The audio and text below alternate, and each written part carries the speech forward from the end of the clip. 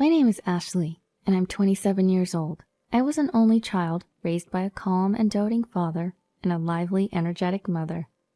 Their marriage was harmonious and joyful, even if Mom could be a bit too spirited at times. In fact, I got married wanting the kind of marriage life they led. Judson is my husband, who I met through a friend. Both my family and Judson's are in the food industry, but his family owns a popular French restaurant. They've achieved great success, operating several outlets in and around New York City. As the heir to the family business, Judson was involved in its operations. While we were dating, his anecdotes about the restaurant and his ambitions were entertaining. However, after marriage, I started to feel a twinge of annoyance whenever my family's business was compared to his. Running a famous restaurant is tough, unlike your family's business, which seems like it's about to go under. Arguing back was exhausting. My family's restaurant was not on the brink of closure, and if I may say so, it was not Judson who was sustaining his family's business. It was Todd. Todd was Judson's cousin from his mother's side. Orphaned as a child, he was taken in by Judson's family. Judson initially referred to Todd as a brother, but in reality, he treated him like a slave. The reason Judson's family business didn't fail was thanks to Todd's competence and his mother. Observing their family business as a daughter-in-law, it was clear that my father-in-law and Judson were simply arrogant. Without Todd and my mother-in-law, Judson's family business would undoubtedly go bankrupt. Their attitudes towards Todd and my mother-in-law, who were the ones contributing, were arrogant. Judson's logic was that since he had saved Todd from being an orphan, it was only natural that Todd should repay the favor. According to my father-in-law, since my mother-in-law was his wife, it was natural for her to serve him. In other words, they were both just pawns to them. Unlike the haughty father-in-law and Judson, my mother-in-law and Todd were kind. After graduating from college at 24, Todd took on a secretary-like role to Judson. My mother-in-law spoke to me, her face filled with sorrow. Todd would have been happier if he had been taken in by other relatives. My husband forcibly adopted him because Todd seemed useful to him. The kind-hearted mother-in-law was worried about Todd. However, she was frustrated that she couldn't openly defend him in front of her husband and Judson. Despite being the heir, Judson was incompetent. That's why he found Todd's competence irritating and was harsh towards him. He often complained about the employees and Todd to me. The employees only follow Todd's instructions. Well, if things go well when Todd gets involved, I think that's fine. The employees know what they need for themselves, too. They show reluctance to follow Judson's orders because they have complaints against him. Todd was struggling to make the employees accept Judson's unreasonable instructions. In fact, Todd and my mother-in-law rarely voiced their opinions. They obediently followed the orders of my father-in-law and Judson, but behind the scenes, they were reworking the foolish strategies of my father-in-law and Judson into appropriate instructions. They were desperately making sure the business didn't fail while saving face for my father-in-law and Judson. That's why the employees respected Todd and my mother-in-law. Since getting married, I've observed Judson, my in-laws, and Todd and came to a realization. My mother-in-law and Todd were wise and competent.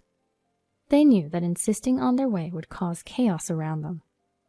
They were gaining the trust of the employees while preserving the dignity of my father-in-law and Judson. On the contrary, my father-in-law and Judson were ignorant and incompetent. They didn't realize that their positions were secured only thanks to the competent people around them. If they were a little smarter, they would cherish my mother-in-law and Todd. They believed they were more competent than anyone else because they were at the top. They looked down on those around them because they overestimated their own abilities. I once told my parents about this when I visited my hometown. My mother said, drinking her loaded potato soup, "Ashley, just get a divorce and come home." My father gave a bitter smile at my mother's active encouragement of my divorce. It was too soon to talk about divorce, as we hadn't even been married for half a year. I was disappointed in Judson and my father-in-law, but my mother-in-law and Todd were good people. I can't just easily get a divorce, I thought, giving a bitter smile. My dad gave a gentle nod, but my mom, sipping her second bowl of pizza soup, suggested, "Well, why don't you get a divorce, marry Todd, and come help us out at our pizza shop?" "Mom, don't say such weird things." I protested heatedly, to which my dad kindly asked, Ashley, are you troubled about something? I sighed at my dad's question. He's gentle but sharp. I gave up and began talking about my issues with Judson. Judson is really a handful. Judson looks down on me, seeing me as just a daughter of a shabby pizza shop owner. That alone is irritating, but there were more problems. Just because I talk with Todd, he suspects me of cheating. Neither Todd nor I have such feelings. Todd is basically a brother-in-law to me. When I discussed it with my mother-in-law, she gave a deep sigh. According to my mother-in-law, there's a female employee Judson was interested in the past. However, that woman admired and liked Todd. Judson, angered, came up with a random excuse and fired her. It may sound rude to you, Ashley, but Judson hates losing to Todd. It was not jealousy, but a distorted sense of competition. Therefore, Todd knows to keep his conversations with me to a minimum. I'm fed up with Judson's selfishness, but Todd, who works closely with me, must be even more exhausted. When I talked about Judson's troublesome personality, my mother made a dumbfounded face. What a petty man. He's too insecure. Don't you think so, honey? Yes, indeed. Talking with my mom and dad like this seemed to dissipate my gloomy mood. My mom has been spirited since she was a child, and my late grandfather had difficulty finding a suitable match for her. She was beautiful and a popular girl in town, but she was too energetic. Since she was the eldest daughter, her family needed a son-in-law to succeed her family business. The men my grandfather introduced to her shrank back from her overly energetic demeanor. My grandfather thought a gentle man would be suitable for his active daughter, and so the arrow pointed to my father. He was the son of my grandfather's close friend, well known for his gentleness and intelligence. When they had their first meeting, it was my mom who fell for my dad. According to my mom, my dad looked like a handsome actor when he was young. Even now, he's known as a refined man by the customers of our pizza shop. My dad, attracted to my mom's lively personality, decided to marry her. As my parents chatted amiably, I remembered an important matter. Can I bring Judson, my father-in-law, my mother-in-law, and Todd here next time? It was the first time for my in-laws and Todd to visit my parents' home. My mother-in-law wanted to greet my parents again, which is why she asked. My father-in-law and Judson reluctantly agreed. Surprisingly, Todd, interested in making pizza, volunteered to come. My guess is that Todd was concerned that my father-in-law and Judson might behave rudely. My parents were pleased to grant my request. Of course, we'll make them realize how delicious our pizza is. Mom, you're getting too excited. That's how I ended up bringing my in-laws to my parents' pizza shop. I hadn't expected a battleground to lie ahead. Well, actually, I had a nagging feeling something unpleasant was coming. Todd usually steps in when my mother-in-law can't control my father-in-law and Judson. It was certain that a storm was brewing. And then the day came when we all visited my parents' pizza shop. The moment Judson saw my family's pizza shop, he sneered. Still as old-fashioned as ever. It was fortunate that my mother wasn't present in that moment. If she had heard him, Judson would have been banned from our shop right there. As I ignored him and went into the shop, my mom was waiting cheerfully. Welcome, everyone. Long time no see, Judson. Ashley told me a lot about you. She didn't mean it in a good way, though, but I guess Judson didn't get her sarcasm. I don't know what Judson misunderstood, but he looked very flattered. My in-laws didn't get it, but it seemed that Todd did. He was smiling as if he understood the hidden meaning in my mom's words. It was rare for Todd to show his emotions. After my mother had greeted Judson and my in-laws, she turned to Todd. You're Todd, right? So tall and handsome, you look like a model. Overwhelmed by my mother's forcefulness, Todd showed a puzzled smile. Thank you. I'm looking forward to today. He shook her hand politely and headed towards the room where Todd and my in-laws were. My father was in the process of making pizza. When my mother tried to bring out some drinks and our popular side dishes, my father-in-law scoffed. Both the store and your mother are old and dirty. I was both angry and chilled. As I looked, my mom was preparing drinks right in front of me. To be honest, I was too terrified to look directly at my mother's face. As I swallowed my fear, I heard a menacing voice. Say that again? My normally cheerful mother's voice, laden with quiet anger, was terrifying. Even though my mother-in-law and Todd tried to stop him, my father-in-law spoke again. Both the store and the old woman running this place are filthy. I think I'm going to get food poisoning. My father-in-law's outrageous words were met with Judson's smirking agreement. My furious mother quietly put away the prepared drinks and brought out a 1-liter bottle of wine. She then sharply said to my father-in-law, "Hey, if you don't want your head split open like a watermelon, get out." My father-in-law was taken aback by her forcefulness, but managed to get out a parting shot. Just like the daughter, the mother is also ugly. As my mother started to swing the 1-liter bottle, my father rushed to stop her. My father tried to defuse the situation with a smile, but it was too late. My father-in-law and Judson spat at the entrance of the shop and left. My mom tried to chase after them, but my father and I desperately held her back. "How dare you call me an old woman? Call me miss!" "Mom, that's not what you're supposed to be angry about." Well, everything he said did piss me off, too. As my father and I desperately tried to calm her down, my mom finally calmed down a bit. My mother-in-law and Todd were profusely apologetic, but these two didn't need to apologize. The problem was my father-in-law's and Judson's condescending attitudes. The whole incident was caused by my father-in-law's derogatory comments about my family's home and Judson's amusement at them.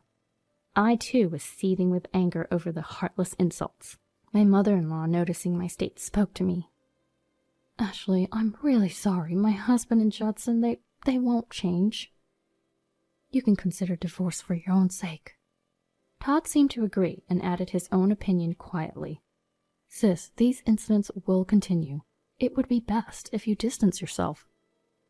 Seeing the regretful expressions on my mother-in-law and Todd's faces, I was conflicted. I could divorce, but I felt sorry for my mother-in-law and Todd. While my father and I were at a loss, my mother spoke up bluntly.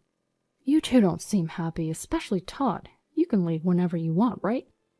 When my mother asked why he allowed himself to be used by a man like Judson, Todd looked at my mother-in-law. "I'm concerned about my aunt. I can't leave her after everything she's done for me." He felt no gratitude towards my father-in-law and Judson, but Todd was considerate of my mother-in-law. Additionally, he worried that if he left, the remaining employees would suffer due to the selfishness of my father-in-law and Judson. His concern for my mother-in-law and sense of responsibility were what held him back.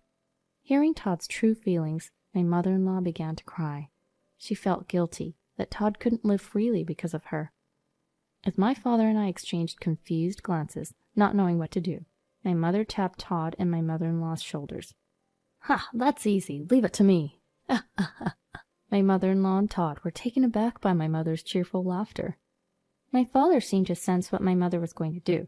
I made up my mind, too. After discussing what to do in the future, I returned home where Judson was waiting. The first thing I said to Judson was, "I'm cutting ties with your family." I declared our separation, unable to forgive my father-in-law's thoughtless words. Judson laughed scornfully, looking neither hurt nor bothered. He was a man incapable of contemplating an apology. "Huh, all right then, let's divorce." He insulted my family's pizza shop and seemed keen on divorce. I shoved the divorce papers I had prepared beforehand at him, and I gave him my final warning. "No matter what happens, don't come crying to me after our divorce." Judson, who didn't seem to understand the meaning, was nonchalant. "I'll pay you alimony, you poor pizza shop girl." I didn't need it, but I nodded so as not to arouse suspicion. And so just half a year later, Judson and I divorced. Excluding the presence of my mother-in-law and Todd, 80% of my life was stress. And with my father-in-law's thoughtless words, it became 100%. After the divorce, I returned to my parents' home. About a month later, my ex-father-in-law and ex-husband Judson came to me, pale-faced. "My wife and Todd are gone. They left divorce papers and a letter saying they were cutting ties with us." I told my ashen-faced ex-father-in-law. "How unfortunate. It's a late-life divorce, isn't it?" As I laughed, Judson, even more pale-faced, spoke up. "The employees who admired Todd quit. I got betrayed by my brother." As I was astounded by his selfish remarks, a chilly voice rang out. "Don't call me your brother only when it's convenient for you. I never considered you my brother." Suddenly, Todd appeared, causing my ex-father-in-law and Judson to be utterly shocked. Then from the back, my former mother-in-law quietly emerged. While my ex-father-in-law and Judson were dumbfounded, my mother made a gallant appearance. "These two have been scouted by us, and also we've taken over your French restaurant." My ex-father-in-law broke out in cold sweat at my mother's declaration. My father, observing the situation, modestly smiled. "It's nothing like that. Running a pizza shop was merely my hobby. My wife's family owns a group of restaurants, and they were kind enough to accept me as their son-in-law." When he revealed the name of the company, my ex-father-in-law and Judson lost their footing, as they should have. Their restaurants were no match for the size of our company. There was a reason they had been running a pizza shop instead of being involved in the family business. A few years ago, my father had collapsed from overworking. Doctors suggested he should do something he enjoyed for his recovery. That's why my mother and I reopened this pizza shop my late grandfather used to run as a hobby. In other words, they just went undercover by running a pizza shop. During my parents' absence, their dedicated and skilled employees were running the company. My parents were actually overseeing their work while running the pizza shop. This was only possible because my parents were greatly admired by their staff. Under my mother's direction, our company took over the restaurant run by my ex-father-in-law and Judson. While they were complacent, the situation had changed. To the stunned ex-father-in-law and Judson, my father calmly said, "Based on what I've seen, I've judged that you both lack the abilities to manage a business. The employees have also voiced their concerns with your management skills, so we demand your resignation." Standing next to my father, who was gently issuing a terrifying announcement, my mother firmly said, "We're leaving the management of the French restaurant to Todd. Todd, you can do whatever you want with these two. Stew them, roast them, crush them, you name it." Ex-father-in-law Judson protested. "You can't do that without our approval." But it was futile. This was not just my parents' decision, but the will of all the employees who were upset with their boss, my ex-father-in-law and Judson. My ex-mother-in-law would now be in a supporting role for Todd, her nephew. In other words, Todd and my ex-mother-in-law now had the right to fire my ex-father-in-law and Judson.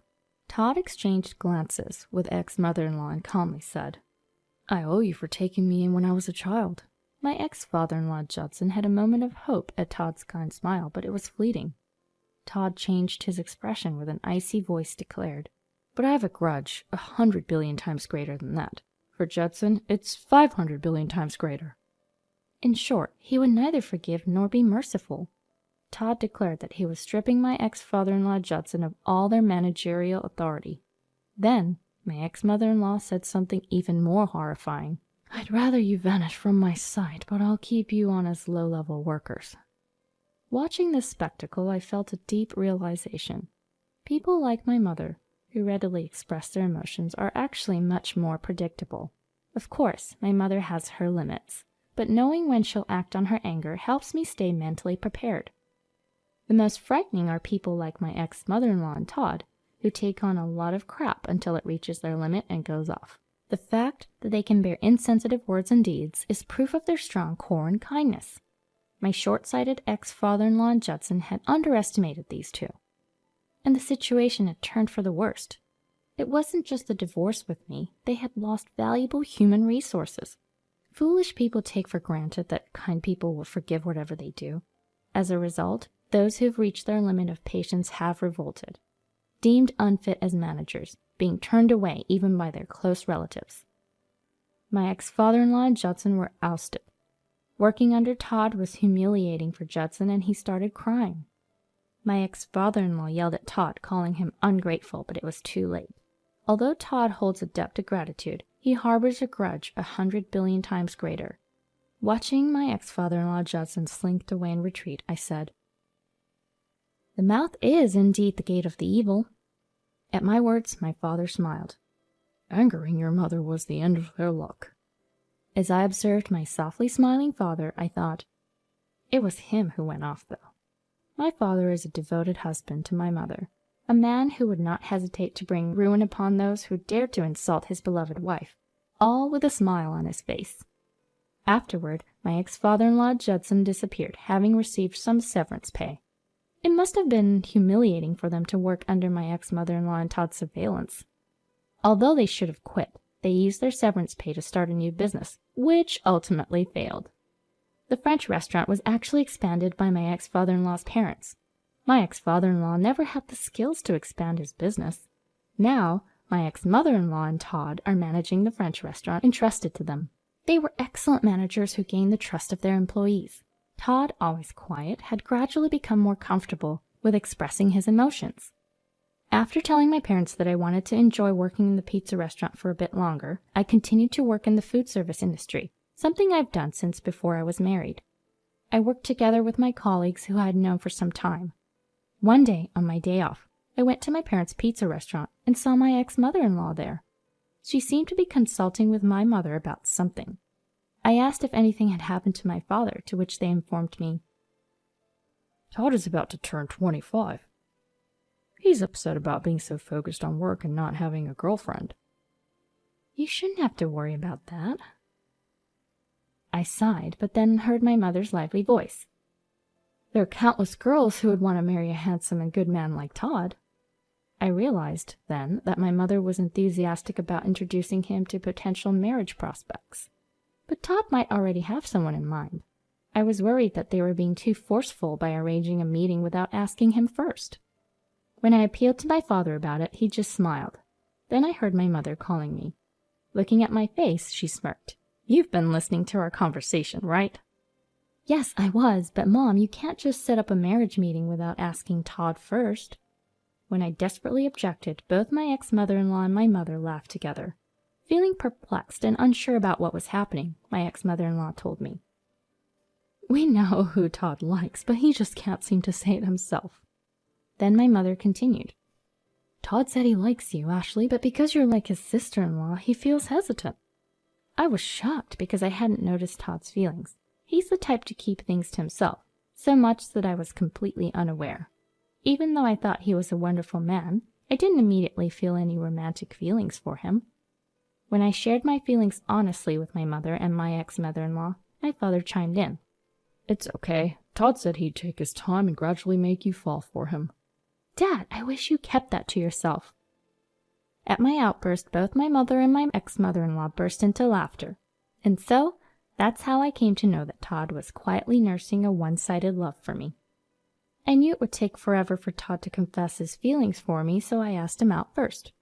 Looking back, it was a clever strategy on Todd's part. Although we started off as a couple, I later asked him when he had started developing romantic feelings for me. At my question, Todd just smiled enigmatically. He never answered my question, but after 2 years of dating, we got married. In hindsight, my calm father and thoughtful Todd were quite similar. Only later did I laugh at the realization that my mom and I had similar tastes when it came to men.